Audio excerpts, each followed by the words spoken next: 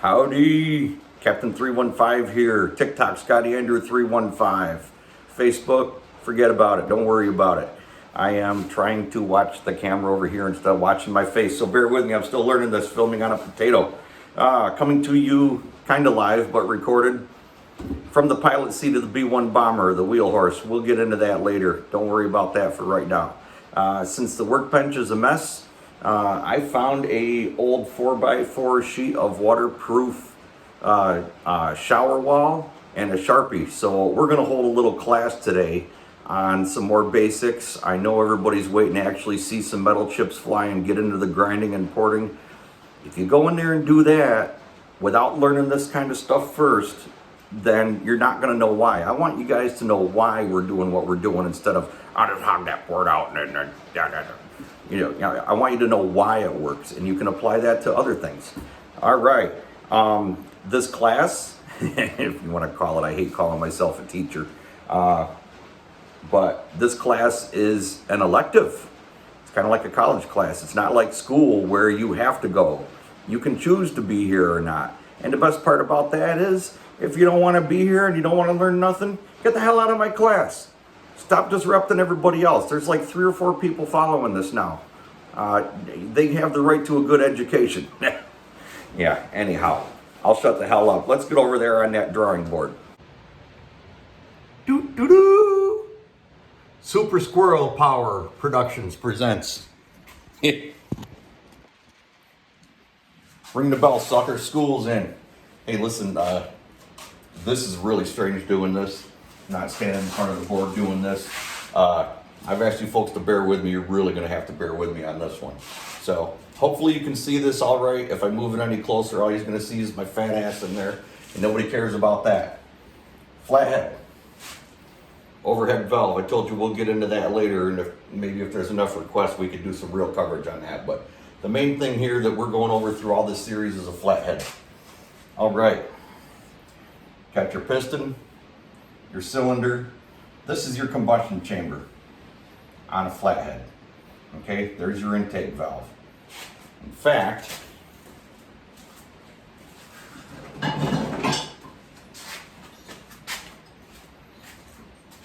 that's what I'm talking about. So this would be sitting up there like that, right?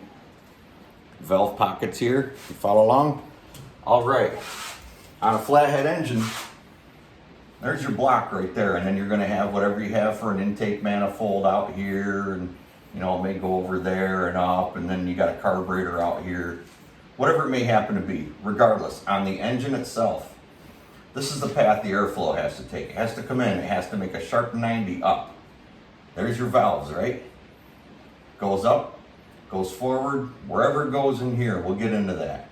All right, that's the reason for this being humped up right here. That air is going to try to continue to go up around that valve. Has to make a complete 180 and go down the cylinder as that piston's drawing it in, right? So you got a 90 and then you got a complete loop. You've got other turns out here. Terrible design. All right, we're going to improve on it, promise you. Overhead valve, for lack of a better term and lack of a better drawing without getting too crazy. You've got your valves up here, and here is your combustion chamber. There's your piston, obviously. Look at this. This is at the outside of your cylinder head. You might have an intake or a carb or whatever, but look at this. Boom. One basically nice gradual shot right down into the cylinder. Gets done, burns it, bang, right out the exhaust. Which one do you think it's easier for the air to get around in? Right, exactly. Now, as long as we're on that point, you're going to hear people talk about compression and high compression pistons, mill in the head, deck in the block, blah, blah, blah. Any combination of the above. That's great with an overhead valve because compression is power, okay? Up to a certain extent. Again, we're not going to get into some of this crazy stuff. So if you want to make this combustion chamber smaller and mill this material out, it's just getting the valves closer. It's not going to change the flow. What happens to a flathead? What happens if we take that cylinder head and we milled this much off of it? See how much smaller this is your transfer area. See how much smaller that transfer area got? Your combustion chamber got smaller. You got more compression. Now the air can't go up and make a turn. Now the air is forced to make an even sharper turn, costs you power. So it's a balancing act because compression is power. Airflow is where your top end is going to be, and that's what's going to make the thing haul ass. So it's kind of a balancing act on a flatty. If we wanted to talk about that in a little bit of detail, from my experiences and the things that I've read, and a lot of people that I've spoke to that have done everything from just tractor pulling to racing these things, you know, obviously you have the balance, and if you wanted to make a 11-to-1 flathead, it's not going to move enough air to make any power at all, right? You got 11-to-1 compression, but you just cut off 50% of your airflow. How are you going to compress what's not in that cylinder? Does that make sense? Okay. On the same token, you put a chamber in here like this and really make that thing flow air. Now you got 4-to-1 compression ratio, right? It's going to flow like the Dickens at 10,000 RPMs, but you're not going to have any grunt. You're not going to have any torque. We're not going to, again, this is just compression related, not camshaft related and all that kind of stuff. So it's a balancing act. According to a lot of people, and from my own findings as well, is if you are doing any form of racing where or competition where you want the top end power and you want to turn this thing 7,500 RPMs and have it make power and not run out of breath, go a little more for airflow and don't worry about the compression as much. Again, if you can't get it in there, you can't compress it, right? If you're in more of a competition, or if you're doing stuff like these tractor pullers do, like we're doing with these off-road tractors, even a simple lawnmower or something that you're plowing with and you want a little more power, I would tend to favor a little more compression and give up a little bit of airflow, because who cares, all right? If you cut this airflow off by a little bit, but you've still got good ports and a good valve job, and you want to raise your compression up from 6-to-1 to 8-to-1, yeah, it's not going to make power at 7,000 RPMs, but you're not up there anyways. You want power from idle to 4,500 or so, you can probably err on the side of compression. And that's just a general consensus, and as well as my own opinion. And that you can read about all the way back into the flathead Ford stuff, the old V8s and everything. That's where a lot of this stuff comes from. I don't want to use the technology because it's caveman stuff. All right, so there you go. In a nutshell, 190, another 180, it gets in there, and then when it goes out the exhaust, it's basically following the same path because you got another valve next to this. Overhead valve, boom, in, boom, out. Bingo, done, end of subject. That is why an overhead valve is going to outpower a flathead. Now, if you want to discuss that real quick on a side note, because you know I like to go on tangents, that is the reason, for instance, a 18 horse Briggs opposed twin is like, what, 697 cc's? What's an 18 horse Vanguard? Somebody knows. What are they? 450 cc's? I think they're like 30 cubic inch. Someone can correct me if I'm wrong, but you get the gist of it, all right? This thing's 42 cubic inches to make 18 horse. This thing's 30 cubic inches to make 18 horse. That's why. You're still getting your torque, but these don't flow the air like these, and they're not going to be as efficient. So the only way you can get any ass out of a flathead is to make big cubic inches. Well, there you go. Yes, your opposed twin will yank a Vanguard all over the place backwards if you want to be doing it at 2,000 RPMs. I'll turn it up to 3,500 or 4,000, and that Vanguard is going to drag the opposed twin all over the place, right? Anybody else find that? You'll find that. All right. Let's see, what else can we cover? I actually got a little cheat sheet here. You're going to hear me talk about shrouding. That is basically this area right here. Let's draw a new picture, okay? So you've got your port right here. You've got a valve in the middle of it, right? There's your valve and your valve stem. All right, there's your port. You've got your combustion chamber. We're going back to flathead stuff, right? Comes over here like this. When that valve comes open and it's up here like this is the area. This is what's shrouding right here. The air is trying to come up around the valve this way and it hits the edge of the chamber. So remember that, because when we get into doing these heads, you're going to see where I'm unshrouding this and I'm actually opening this up like that. That helps at low lift. Once it's at high lift, the air is basically going this way anyways. Another downside to a flathead.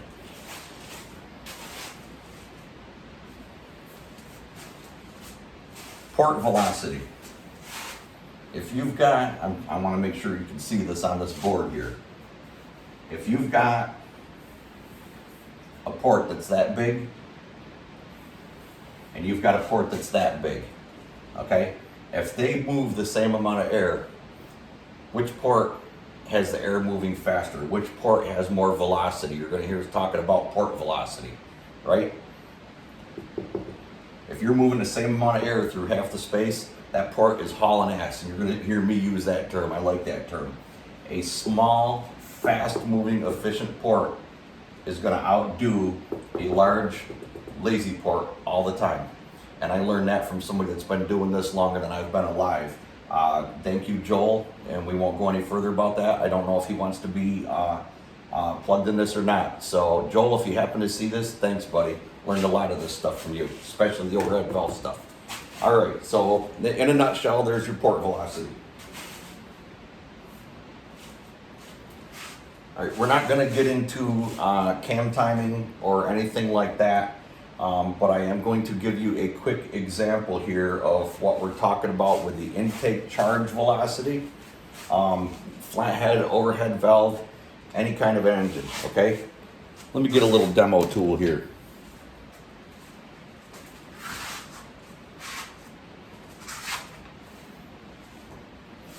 All right, hopefully if we're this far into this, I don't need to be explaining intake, compression, ignition, power, exhaust, right? Everybody knows the four strokes of a 4-cycle engine, right? Suck, squeeze, bang, blow, don't forget it. I learned that from my high school shop teacher. Coon, if you're out there, that one's for you, buddy. All right, so your intake valve opens, piston's coming down, right? This is your intake charge. This is your air and fuel mixture coming through, okay? When that piston gets to the bottom of its stroke and starts going back up, right? And that valve shuts, right? What is this air doing? This air is coming in there. It's hauling ass. Again, slow, fast port. This air is hauling ass. It's like a freight train is a good example, okay? You got a freight train coming in. It slams against that valve, it will bounce back right out the intake, okay?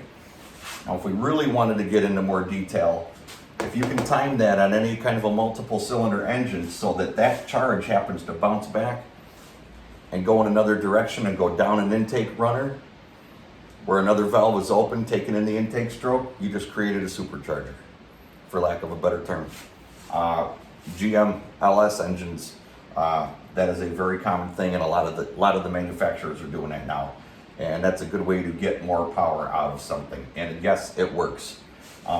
So if you notice, and again we'll get into the camshaft terminology and valve events later, you will notice even on a bone stock engine that valve doesn't close as soon as that piston hits the bottom.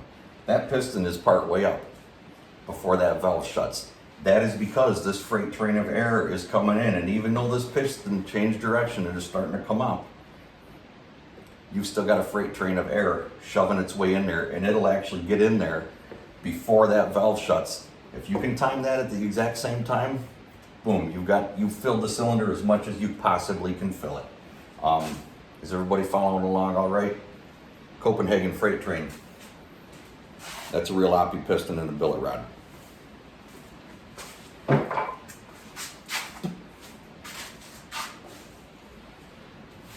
Let's see, where are we at? I lost my damn marker.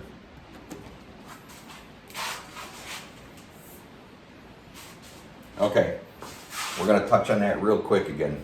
You'll also notice that there is a specific point in time when the piston's at the top, opposite the compression stroke. The piston's up at the top twice in a 4-cycle, right? One is for compression and ignition, the other one's for overlap.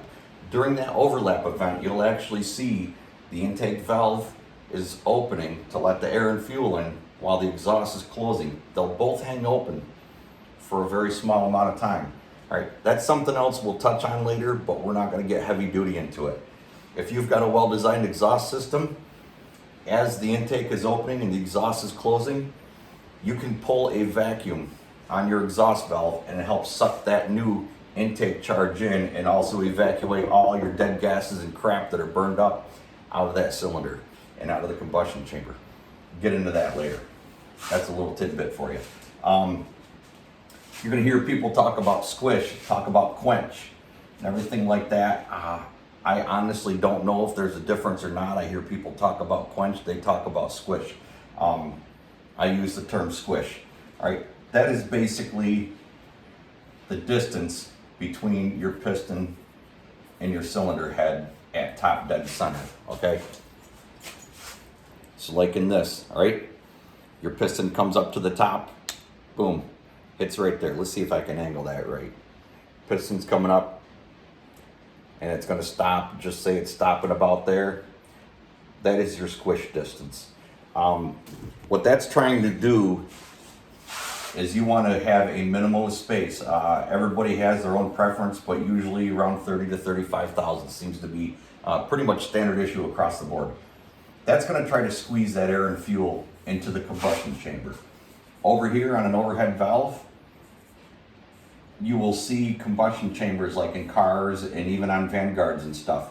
That chamber isn't perfectly round like the cylinder. It's got flat spots in it. It is trying to squeeze the air in this way and basically move it to one concentrated area. That will bring us into swirl, tumble, turbulence, so on and so forth. You are trying to keep that air and fuel doing this and tumbling and swirling and swishing around all the time. We will get into that when we start talking about valve jobs, where you want to leave sharp edges and sharp angles on your intake side and you want to radius the exhaust. That is why you don't want that air and fuel to separate. Flatheads, can't get a lot of swirl out of them. I suppose you can get some tumble going in there and stuff. Overhead valve engines, it's all in the combustion chamber design. Let's see if we can find another spot here. You've got your cylinder like this and your piston, okay? This is viewing the cylinder head. You might have a chamber that's shaped like this, right? There's your squish area, 30, 35 thousandths. This chamber might be kind of designed like this. That is so when that intake charge comes in, it hits, boom, you got a little swirl right there. I'm pretty sure on that. Okay, that's your swirl, tumble, turbulence. Some of that stuff, when you start talking about chamber design and everything, I'm not super up on that. Most of the time, anything that I've messed with already has, especially in a performance situation, already has a pretty nicely done combustion chamber. There's guys out there that will take those chambers and reshape them and make that work with your port and get some incredible swirl, turbulence, tumble. I don't even know how to freaking measure that, all right? The air and fuel go in. If you can somehow make it whip around a little bit and not to separate themselves, that's about the best I'm gonna be able to teach you. Okay, and you know, I'm not too old to get an education either if somebody wants to elaborate on that for me. I think we've kind of covered the bases, at least on the permanent dry erase board that will be hung up here forever, and people are going to think I'm some kind of freaking teacher, which I'm not. If anybody has any questions on this kind of stuff, I'm not going to be the best about going on YouTube and answering to comments and stuff like that, but if somebody wants to drop a line on there, I'll try to catch up with you. I don't want to miss anything. I'm hoping you kind of have a little bit better understanding of this. This is back to the, like we said in the first or second episode, air wants to go straight. Fuel really wants to go straight, okay? We're gonna leave it at that. So you understand now, if you get anything out of this at all, you get the efficiency differences You can understand the quench, squish area. You understand airflow versus compression in a flathead and why it doesn't bother an overhead valve. You got your overhead valve chamber design where it's like a bathtub, or automotive will be a heart-shaped chamber. That's all about your swirl and tumble in there and keeping that mixture in suspension. Is that a good way to put it? Keep the fuel in suspension. Port velocity, small port that hauls ass is better than a big lazy port 7 days a week. I know one more thing we can cover. Let me turn this a little bit. Don't worry if I cut my head off in this video. All right, when we're looking at these ports, let's just draw a standard port here.